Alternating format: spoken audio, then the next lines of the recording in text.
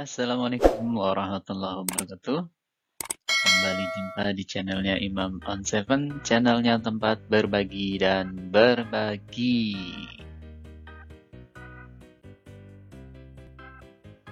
Kita akan membahas pembelajaran di kelas 6, tema 1, subtema yang kedua. Hari ini kita memasuki pembelajaran ke-6. Berikut pembelajarannya. Selamat belajar ya. Ini akan kita pelajari pada kegiatan pembelajaran hari ini. Siapkan buku prakteknya ya. Membuat simpulan berdasarkan informasi penting teks laporan. Kamu dapat membaca teks secara keseluruhan, kemudian menemukan informasi penting yang terdapat dalam teks tersebut dan buatlah simpulan berdasarkan informasi penting tersebut. Berikut teks tentang hiu gergaji. Terdiri dari 2 paragraf. Hiu gergaji hidup di Danau Sentani. Gergaji dikenal dengan nama pari atau hiu sentani karena memang hidup di Danau Sentani, Papua. Hiu gergaji menggunakan giginya yang berjumlah 14 hingga 22 gigi gergaji. Mereka menggunakan giginya untuk mencari makan dan pertahanan diri. Tubuhnya berwarna keabu-abuan dan ramping. Ia dapat berenang dengan cepat. Nah, setelah kita membaca teks secara keseluruhan, kita dapat temukan informasi penting dalam teks tersebut.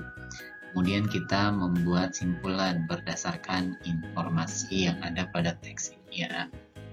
Oke, kira-kira seperti ini simpulannya. Gergaji hidup di Danau Sentani. Hiu ini memiliki gigi gergaji, berwarna keabu-abuan dan dapat berenang dengan cepat. Nah, kalian pun dapat membuat simpulan berdasarkan informasi tersebut sesuai dengan yang dicontohkan. Selamat mencoba ya. Nah, selanjutnya silakan dibuka buku paketnya tema 1, subtema 2, halaman 107 ya. Ini ada teks, Siti dan teman-temannya diundang menghadiri acara syukuran di rumah Udin. Karena banyak makanan. Di meja sebelah kiri ada ayam goreng, sate ayam, dan ikan bakar. Di meja sebelah kanan terlihat ada rendang dan soto ayam. Wah, Siti dan teman-temannya bingung memilihnya. Semua terlihat enak. Benny mulai berjalan mengambil 10 tusuk sate ayam, 2 rendang, dan sepotong ikan bakar. Siti mengambil 3 tusuk sate saja. Tom mengingatkan Benny agar mengambil makanan secukupnya saja. Nah, dari cerita tersebut, kira-kira apa pendapatmu tentang sikapnya Benny? Kemudian, apa pula pendapatmu tentang sikap Siti? Dan bagaimana juga pendapatmu tentang sikapnya Edo? Dibaca ulang lagi ya teksnya. Nah, setelah kalian membaca ulang teksnya, kira-kira seperti inilah pendapat tentang Benny.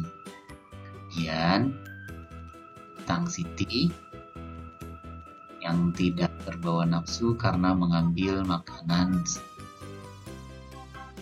Dan Edo yang sudah mengingatkan temannya. Saat kalian sama, silakan dibaca lagi ya.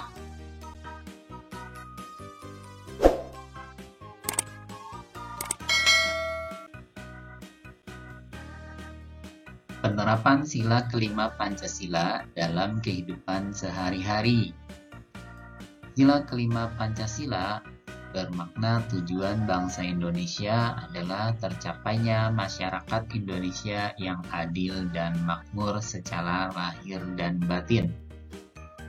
Keadilan merupakan salah satu tujuan negara Indonesia sebagai negara hukum. Penegakan keadilan akan membuat kehidupan masyarakat Indonesia menjadi aman, tentram, dan sejahtera.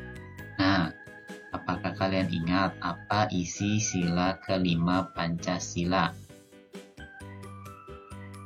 Oh, betul. Sila kelima Pancasila berisi atau berbunyi keadilan sosial bagi seluruh rakyat Indonesia. Lalu dilambangkan dengan padi dan kapas. Kemudian, bagaimanakah kita mengamalkannya dalam kehidupan sehari-hari? Sila kelima dilambangkan dengan padi dan kapas. Lalu, mana cara pengamalan sila kelima Pancasila? Nah, berikut contohnya.